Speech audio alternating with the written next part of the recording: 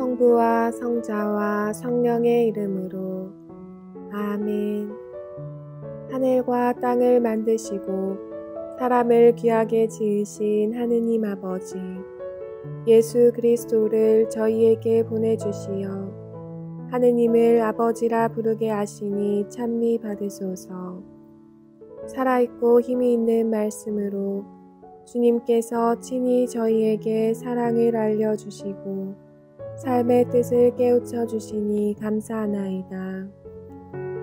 참으로 좋으신 하느님 아버지, 저희가 성경을 멀리하고 그 가르침을 알면서도 실행하지 못하였으니 성령의 능력으로 저희 영을 새롭게 하시어 성경을 가까이 하며 예수 그리스도와 이웃을 더욱 잘 알게 하여 주소서.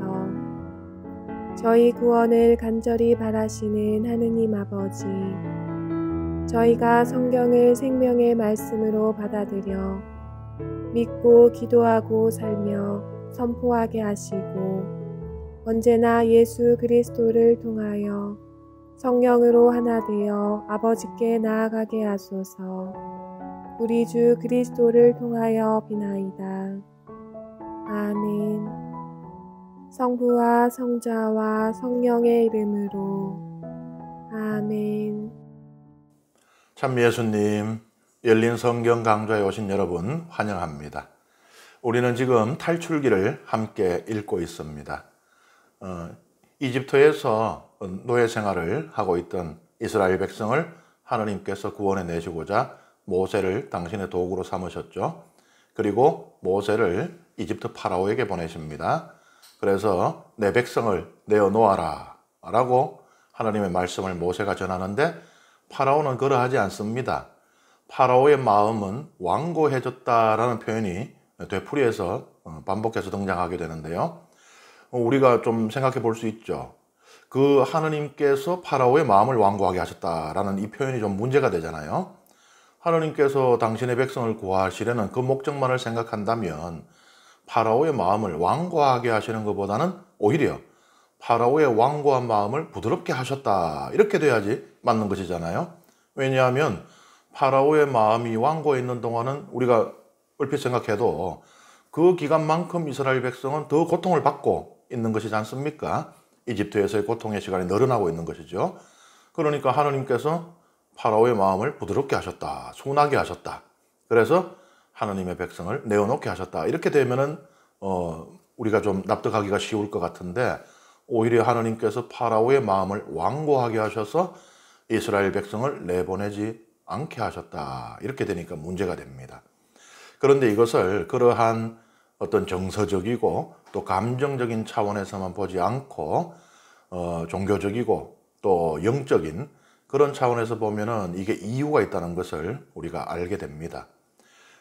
지난 시간에도 말씀을 드렸지만 앞으로 파라오의 완고함 때문에 어떤 일이 벌어지게 되는가, 10개나 되는 재앙이 이집트를 덮치게 되죠. 그 재앙의 의미는 신들의 전쟁이라고 제가 말씀을 드렸습니다. 우주적인 대결이라고 말씀드렸습니다. 이집트는 신들의 나라라고 불릴 정도로 수많은 신들이 숭배를 받는 곳입니다. 그리고 이 이집트의 종교는 이스라엘 백성, 이스라엘의 종교에도 영향을 미치게 됩니다. 다시 말해서 하느님, 야훼 하느님 신앙을 왜곡시키거나 변질시킬 수 있는 그러한 요소로 작용을 하게 된다는 이야기죠. 우리가 나중에 성경을 읽어나가면서 그런 부분들도 접할 기회가 있을 수 있는데요. 예를 들어서 이집트를 탈출해서 이 광야에 나간 뒤에도 이 여러 가지 갈등들이 일어나게 됩니다. 하느님으로부터 권위를 위임받아서 이 사제 또 예언자, 지도자 역할을 수행하는 모세와 아론, 그리고 그 권위에 저항하는 이들 사이에 갈등들이 발생을 하게 되는데요. 그것이 어떻게 해서 일어나게 되는가, 여러 가지 설명이 가능합니다만 한 가지 우리가 생각할 수 있는 배경은 그 저항은 예를 들어서 코라라는 인물, 이런 인물들, 그들은 향로를 가지고 있었다라고 나오거든요. 그 이야기인즉슨 하나님께서 그를 사제로 임명하신 적이 없는데 그 향로가 어디서 났을까? 그는 이집트에 있을 때 사제직을 아마 수행했을 가능성이 있습니다. 그러니까 이집트에서의 종교 안에서 기득권을 갖고 있던 이 사람들이 하느님께서 직접 임명하시고 권위를 부여하신 그 지도자들을 못마땅히 여길 수 있는 것이죠. 말하자면 이집트에서 우리가 사제의 역할을 수행할 때 아무것도 안 해왔던 사람들인데 이제는 오히려 그 사람들이 사제 역할을 수행하고 우리가 그 권위에 순종해야 되는 이것을 못 받아들일 수가 있겠죠. 이런 것처럼 이후에도 이 이집트의 종교는 이스라엘의 하느님 종교의 걸림돌이 되고는 하게 됩니다. 그러니 하느님께서는 이제 이 10가지의 재앙을 일으킴으로써 이집트의 종교, 그것을 허망한 것으로 드러내고 또 이집트의 신들, 그들을 헛된 것들, 우상으로 밝히 보여주실 필요가 있었던 것입니다. 그래서 이 10가지의 재앙은 하느님께서, 전능하신 하느님께서 한갓 인간에 불과한 파라오와 대결을 펼치시는 것이 아닙니다. 그 인간 하나를 이겨보겠다고 하느님께서 이 놀라운 재앙들을 10가지나 일으키시는 것이 아닙니다. 이스라엘 백성은 이를 통해서 참된 신은 하느님밖에 없음을 배우게 되고 또 이스라엘의 종교는 유일신 하느님만을 섬기는 종교로 새로 태어날 수 있게 되도록 하나님께서 재앙을 보내시는 것이죠. 모세의 이 전언을 들은 파라오가 어떤 반응을 보이는지 오늘 5장부터 우리가 함께 읽어보겠습니다. 성경을 펴고 함께 읽겠습니다. 그 뒤 모세와 아론이 파라오에게 가서 말하였다. 주 이스라엘의 하느님께서 말씀하셨습니다. 내 백성을 내보내어 그들이 광야에서 나를 위하여 축제를 지내게 하여라. 그러자 파라오가 대답하였다. 그 주님이 누구이기에 그의 말을 듣고 이스라엘을 내보내라는 것이냐? 나는 그 주님을 알지도 못할 뿐더러 이스라엘을 내보내지도 않겠다. 그들이 다시 말하였다.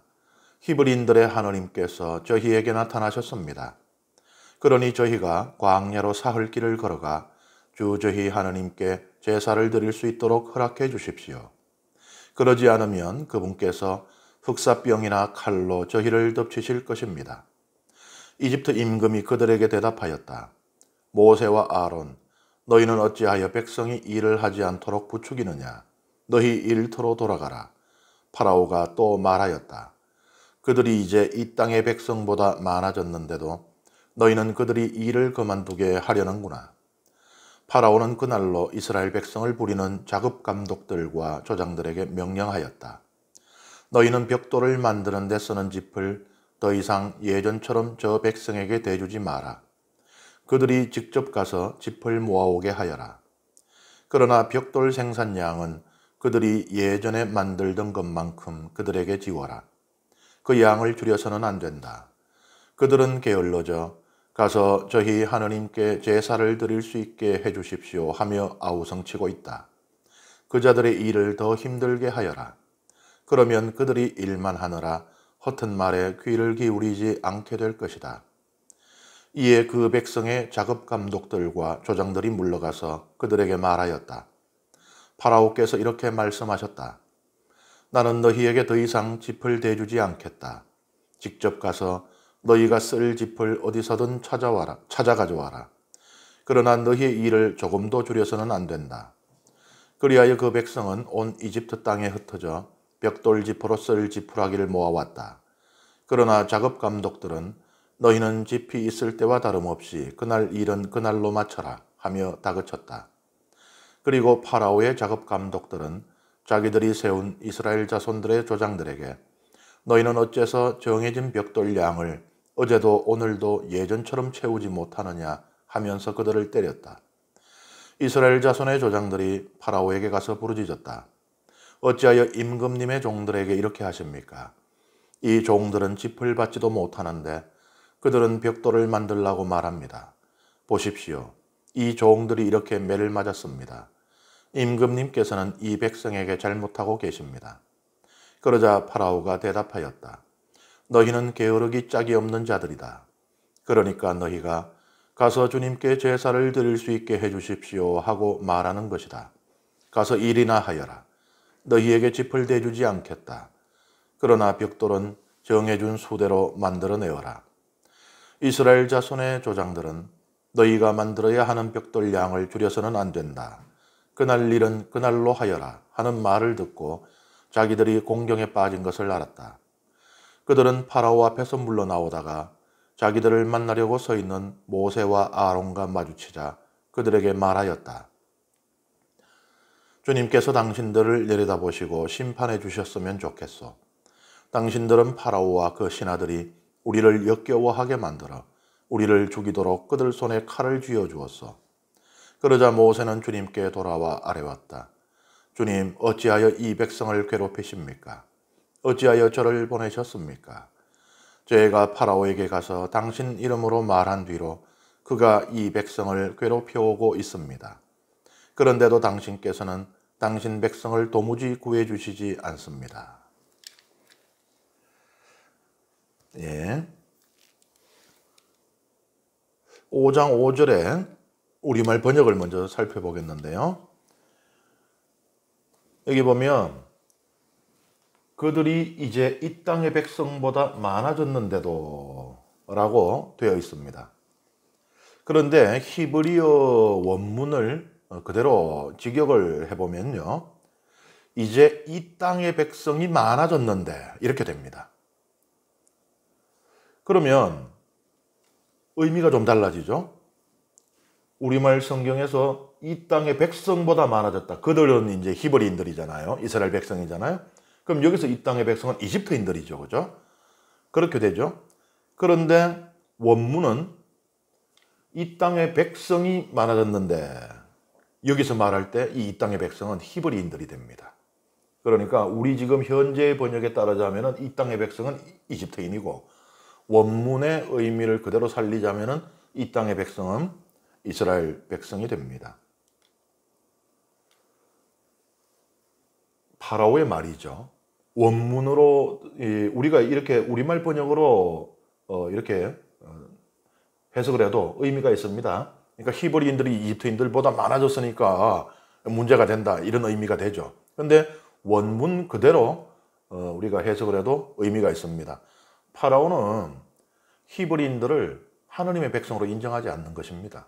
그렇기 때문에 내어주지 않아요. 하느님께서는 이스라엘 백성이 내 백성이라고 내놓으라 그러잖아요. 그런데 파라오에게 히브리인들은 자기의 백성입니다. 그러니까 어떻게 보면은 파라오는 실제로는 그들을 대우함에 있어서는 이집트인들과 이방인들, 히브리인들뿐만 아닙니다. 당시 이집트에는 여러 이방 민족들이 몸붙여 살고 있었는데 히브리인들보다는 좀 처지가 나았겠으나 그들 또한 공공한 그런 삶을 이어가고 있었던 것으로 보여요. 그렇기 때문에 우리가 나중에 살펴보겠지만 파스카 밤에 이집트에서 이스라엘 백성이 탈출할 때 그들이 함께 따라 나옵니다. 만일 이집트에서의 삶이 안락하고 편안했다면 굳이 그 야반 도주하는 이 히브리인들에게 우리도 데려가 주시오 하고 따라붙지는 않았겠죠. 그래서 파라오는 실제로 대우함에 있어서는 이집트인들과 이민족들을 차별하면서도 그들을 자기 백성으로 생각하고 있었던 것입니다. 자기의 소유, 내 것이라고 생각을 하고 있었던 것이에요. 그래서 이 5절의 히브리어 원문은 파라오가 왜 하나님의 백성을 내어놓지 않고 고집을 부리게 되는 그 이유를 설명하고 있습니다.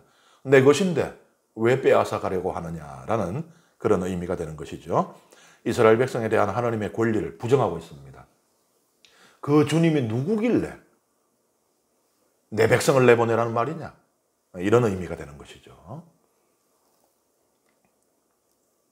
그리고 여기서 이제 파라오는 이집트 백성을 혹독하게 다루고 종살이를 시킨 이유를 자백을 하고 있습니다.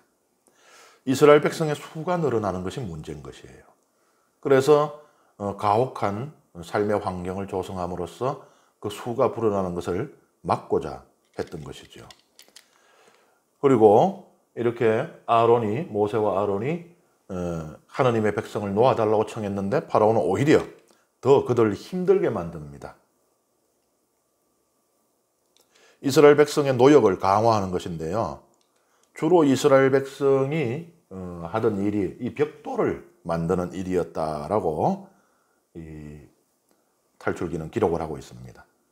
벽돌을 만들 때 여기 보면 이렇게 보이시죠? 여기 지푸라기들입니다. 고대 이집트에서 이런 식으로 벽돌을 만들어 놓는 것인데요. 이 지푸라기를 넣는 이유는 내구성을 높이기 위해서입니다.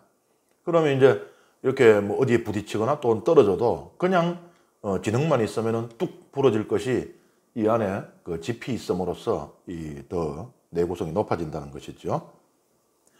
그동안에는 어떻게 이것을 만들었느냐. 짚은 제공이 되었다라고 기록을 하고 있습니다.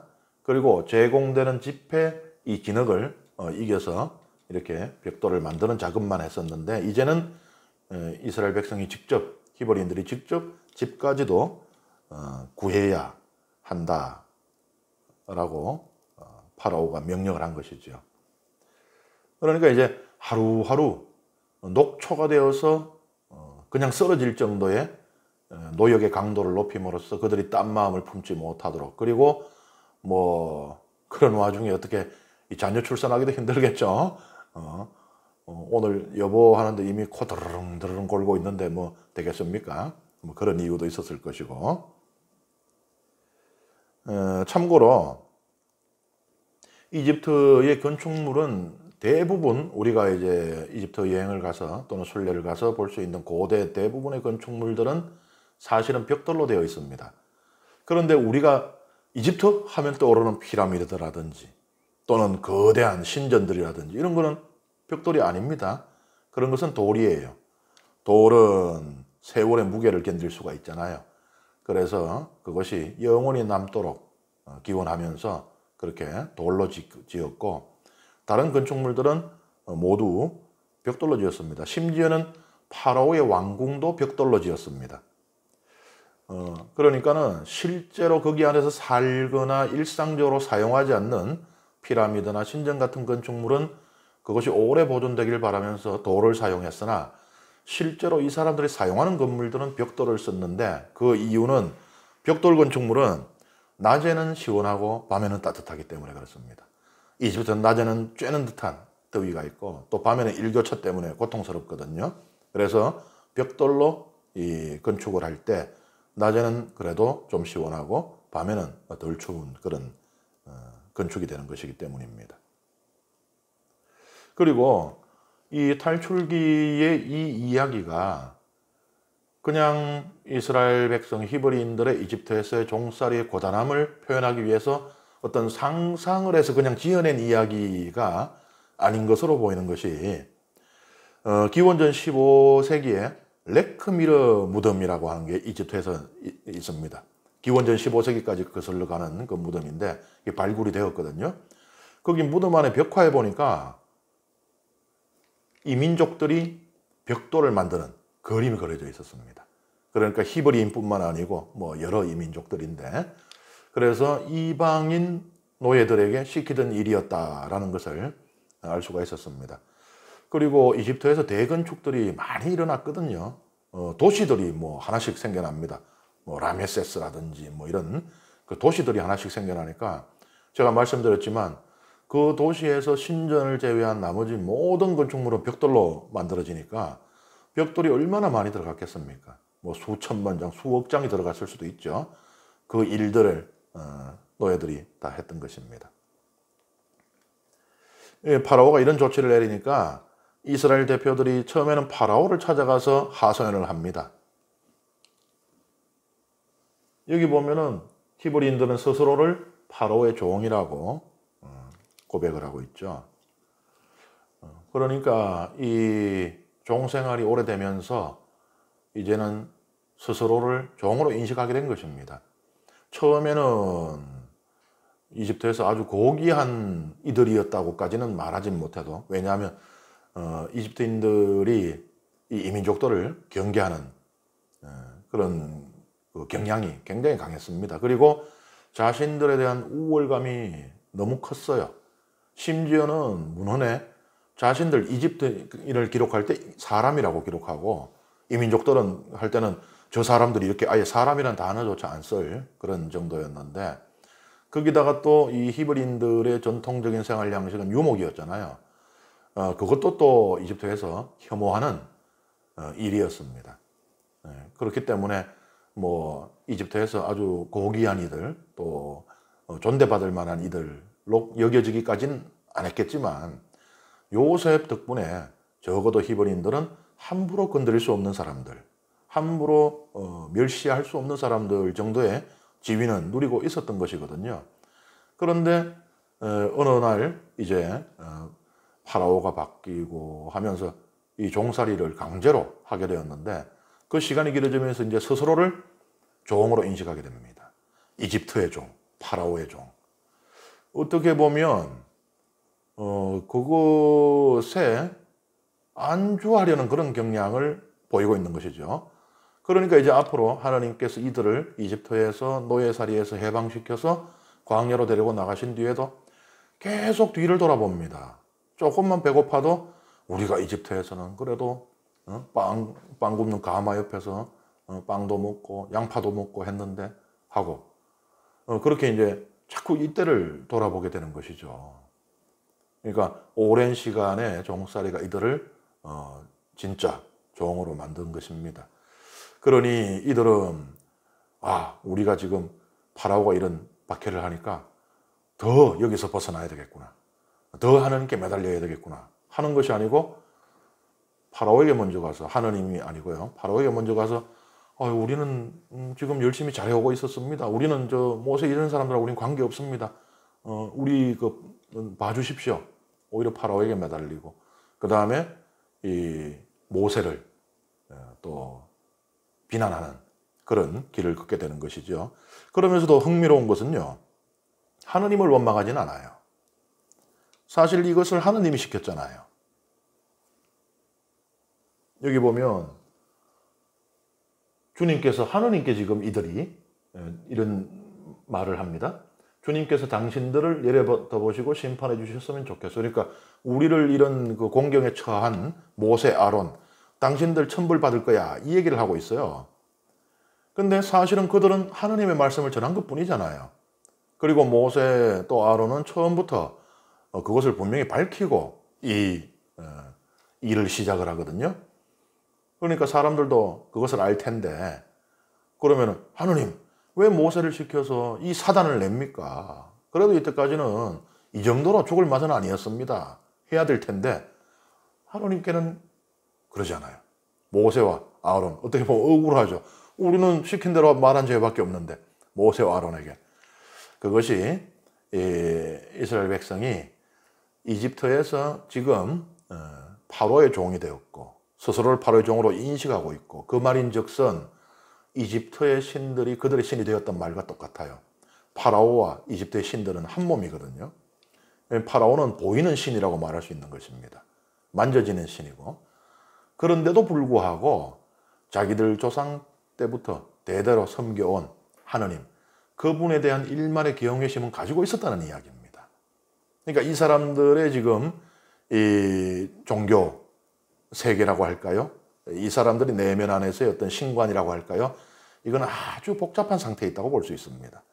하느님에 대한 경외심은 있어도 실질적으로 자기들의 삶의 모든 부분에 영향을 미치고 있는 이집트의 신들, 그 신들을 파라오가 대변하고 있으니까요. 그 신들을 감히 거부하지 못하는 이것을 우리가 이해를 하면은 왜 하느님께서 10개나 되는 재앙을 통해서 이집트의 신들을 모두 다 꺾어버리고 그것들은 신이 아니니라. 그것들은 허망한 우상에 불과하느니라를 하느님께서 보여주셔야 했는지 알 수가 있는 것입니다. 그러니까는 하느님께서 지금 하시는 일의 첫 번째 그 수혜 대상은 이집트인들 혹은 파라오가 아니라 바로 이 히브리인들, 이스라엘 백성입니다. 이들의 깨달음, 종교적인 깨달음을 위한 일을 준비하고 계시는 것이죠. 그리고 이제 6장에서 모세의 소명 이야기가 나옵니다. 함께 읽겠습니다. 그러자 주님께서 모세에게 말씀하셨다. 이제 너는 내가 파라오에게 어떻게 하는지 보게 될 것이다. 정녕 그는 강한 손에 밀려 그들을 내보낼 것이다. 강한 손에 밀려 그가 자기 땅에서 그들을 내쫓을 것이다. 하느님께서 모세에게 이르셨다. 나는 야훼다.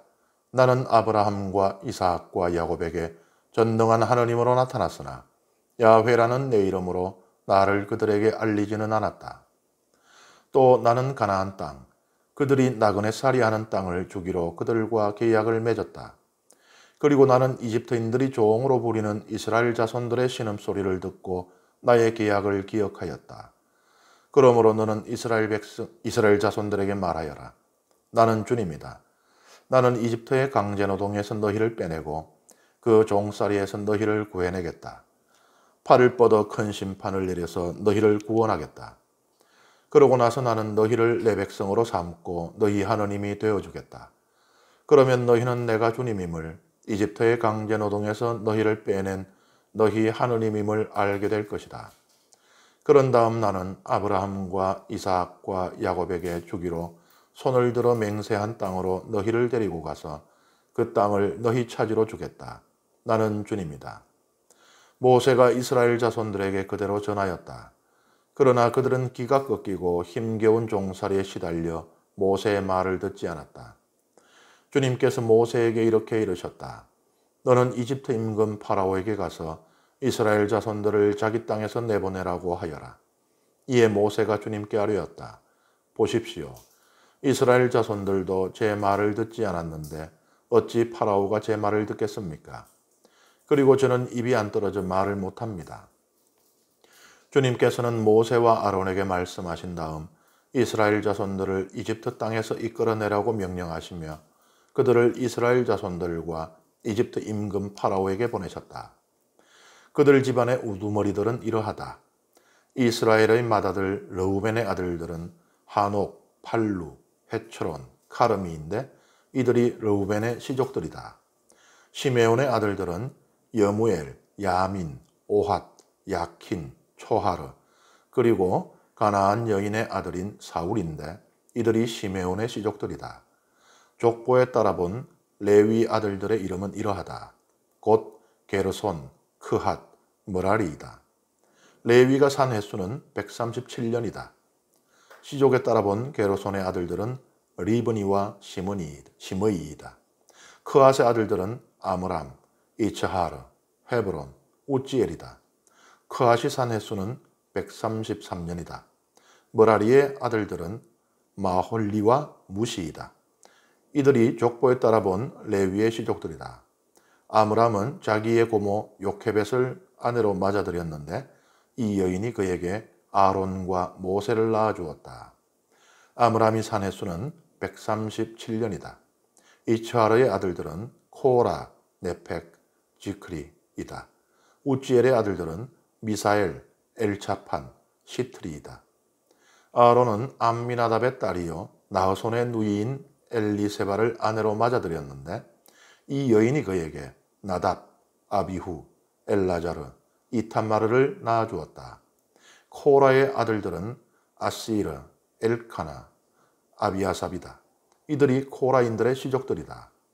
아론의 아들 엘라자르는 푸티엘의 딸들 가운데 하나를 아내로 맞아들였는데 이 여인이 그에게 피느하스를 낳아주었다. 이들이 시족에 따라 본 레위인 가문의 우두머리들이다. 이스라엘 자손들을 부대로 편성하여 이집트 땅에서 이끌어내어라 하신 주님의 분부를 받은 이들이 바로 모세와 아론이다. 이스라엘 자손들을 이집트에서 이끌어내려고 이집트 임금 파라오에게 말한 이들도 바로 모세와 아론이다. 주님께서 이집트 땅에서 모세에게 이르시던 날, 주님께서는 모세에게 이렇게 말씀하셨다. 나는 주님이다. 내가 너희에게 이르는 말을 모두 이집트 임금 파라오에게 전하여라. 그러자 모세가 주님께 아뢰었다. 보십시오. 저는 입이 안 떨어져 말을 못합니다. 어찌 파라오가 제 말을 듣겠습니까? 예, 사람 이름이 많이 나오면 좀 읽기가 힘들죠. 우리에게 익숙한 이름들이 아니니까요. 그래도 자꾸 이렇게 읽으려고 좀 연습을 하고 노력을 하시면 좋겠습니다. 하느님께서 나는 아브라함, 이삭, 야곱 성조들이죠. 성조들에게조차도 야훼로 나타나진 않았다라고 말씀을 하세요. 나는 그들에게 전능한 하느님으로 나타났다. 히브리 말로 엘샤다이라고 합니다. 우리 왜 성령 성가 가운데 있잖아요. 엘샤다이 하는 거 있죠. 엘샤다이, 전능하신 하나님이라는 뜻인데요. 그러니까 이름이 사실 이 둘뿐만 아니죠. 구약 성경에 하나님의 이름이 많이 나옵니다. 그런데 그 이름들이 다르다고 해서 다른 신성이다는 것이 아니고 곧 바로 그 하느님이 야훼 하느님이다.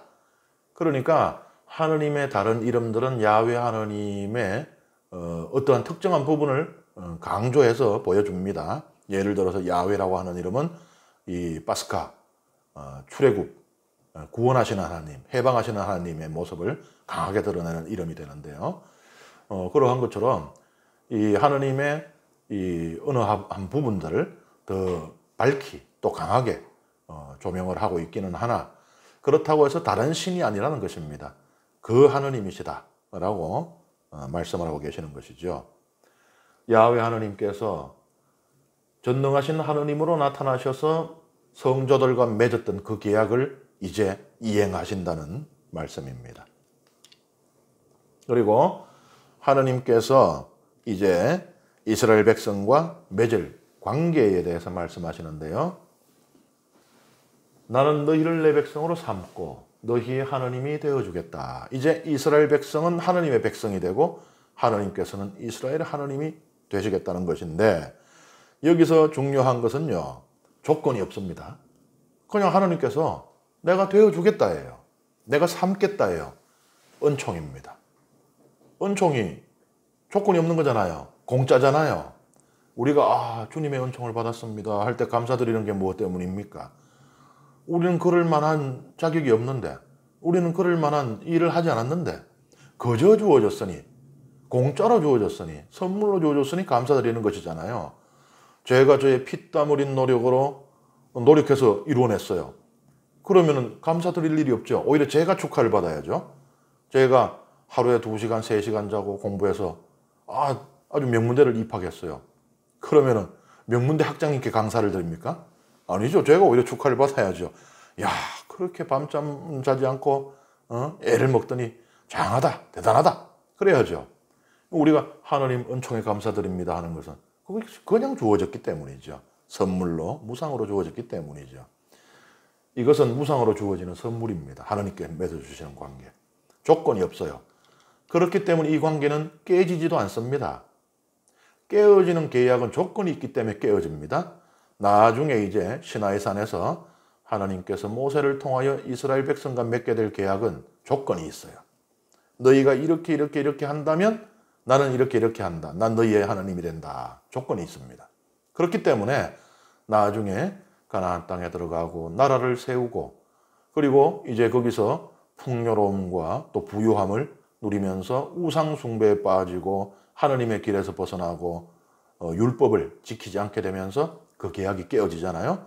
그 계약이 깨어진 결과가 나라의 멸망과 또 유배로 나타나게 되잖아요. 신하의 계약은 그렇게 깨어집니다. 조건이 있으니까요. 그 조건을 충족 못 시키면 깨어집니다. 그런데 이 계약, 하느님께서 은총으로 내려주시는 이 계약은 깨어질 수가 없어요. 조건 자체가 없거든요. 그래서 신하의 계약이 깨어졌음에도 하느님께서는 이스라엘의 백성이 되시고 그들을 유배해서 다시 불러서 모아들이시게 되는 겁니다. 하느님께서 이스라엘 백성을 버리지 않는 것이죠. 왜냐하면 바로 이러한 계약이 바탕이 되어 있기 때문입니다. 예레미야 예언서 31장 33절을 보세요. 그 시대가 지난 뒤에 내가 이스라엘 지방과 맺어줄 계약은 이러하다. 주님의 말씀이다. 나는 그들의 가슴에 내 법을 넣어주고 그들의 마음에 그 법을 새겨주겠다. 그리하여 나는 그들의 하나님이 되고 그들은 나의 백성이 될 것이다. 신하의 계약이 깨어지고 나라가 망하고 유배를 가서 이제 그 유배에서 돌아올 백성들을 위한 하느님의 새 계약입니다. 하느님의 약속입니다. 이것 또한 조건이 없어요. 그러니까 하느님께서 이스라엘 백성과 맺으신 신하의 계약, 조건이 있는 계약은 깨어진다는 것을 보셨잖아요. 그래서 이제는 탈출기와 같은 나는 너희를 내 백성으로 삼고 너희 하느님 되어주리라 탈출기 6장 7절 우리가 좀 전에 읽은 조건이 없는 은총으로 주어지는 계약과 같은 이 계약을 새로 맺어주시는 거예요. 신하의 계약과 같은 것으로는 안 된다. 하나님께서 그것을 보셨기 때문에 이러한 계약, 이 법이 없어질 수가 없어요. 마음에 새겨주시니까, 가슴에 넣어주시니까 이것은 없어질 수가 없는 것입니다. 그래서 이제 하나님께서 영원한 계약을 맺게 되는 것이죠. 하나님께서 성경을 읽다 보면요, 뭐 여러 군데서 헤아릴 수 없을 정도로 하나님께서 참 우리 인간한테 너무나 잘 맞춰주신다. 눈높이 교육처럼 우리에게 너무나 맞춰주시는 그런 부분들을 많이 보게 됩니다. 뭐 요나도 마찬가지고요.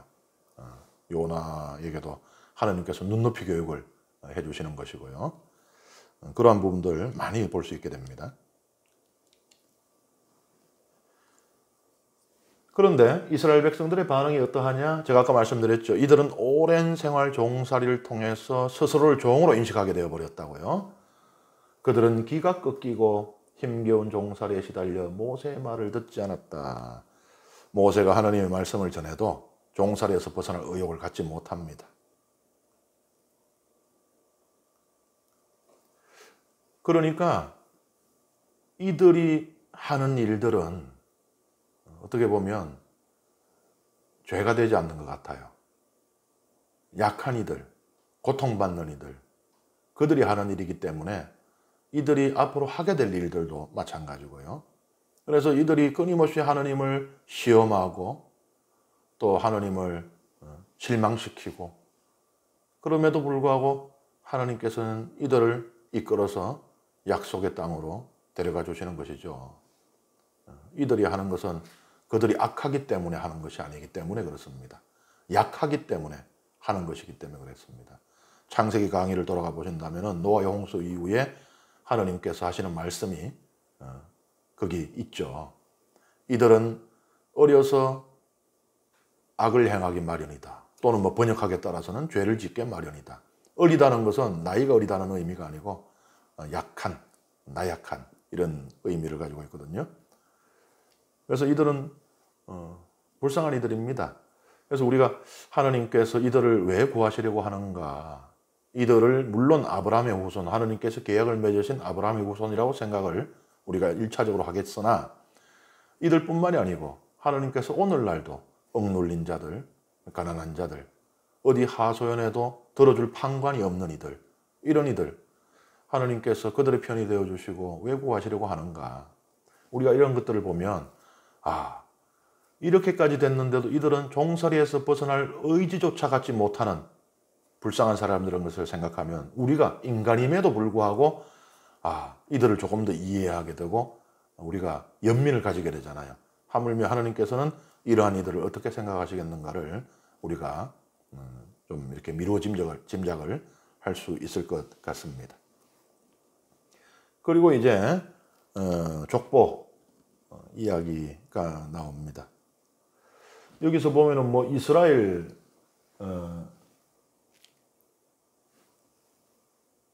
자손들의 족보, 이스라엘 자손들의 족보라고 하지만 사실은 여기는 보면은 이스라엘의 아들 가운데, 다시 말해서 야곱의 아들 가운데 세 아들의 족보만이 기록되어 있죠.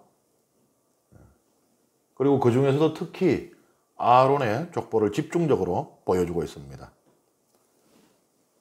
아론은 이 족보를 따라 올라가면요, 레위, 야곱의 아들 가운데 셋째 아들인 레위의 후손입니다. 레위 지파에 속하는 것이죠.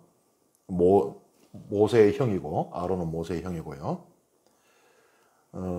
이 아론을 집중해서 이렇게 족보를 펼치고 있는 이유는 아론이 앞으로 굉장히 아론의 가문, 이 대단히 중요한 역할을 맡게 되기 때문에 그렇습니다.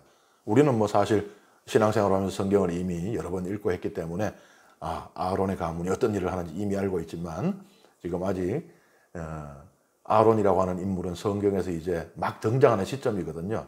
그래서 말하자면 신앙 갓 입문한 상태, 초심자 입장에서 보면은 아론이 누구길래 이렇게 족보가 아론을 중심으로 전개가 되는가. 아론은 사제 역할을 맡게 되죠. 그의 가문이 사제직을 수행하게 되죠. 아론은 암미나답의 딸이요 나흐손의 누이인 엘리세바를 아내로 맞아들였다. 이렇게 나오죠. 조구절이 들어가 있는 것이 중요합니다. 예수님 족보를 좀 볼까요?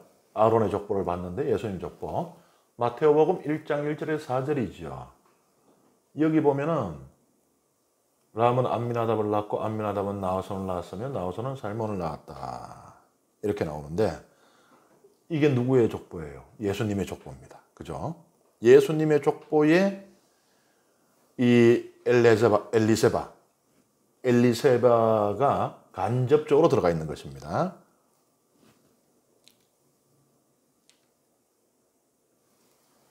엘리세바가 나우손의 누이잖아요. 그러니까는 지금 예수님의 족보에 이 친척으로 연결이 되고 있는 것이에요. 그죠? 나우손의 누이가 엘리세바이니까요. 아론의 아내니까요. 그래서 레위인들은 우리는 이제 레위인들 이러면은 사제들, 사제 가문 이것만 생각하지만 레위인들은 왕족의 혈통 또한 이어받게 됩니다. 예수님의 족보는 곧 다윗 임금의 족보가 되잖아요. 그래서 레위인들은 이 사제이면서 왕인 그러한 가문이 됩니다.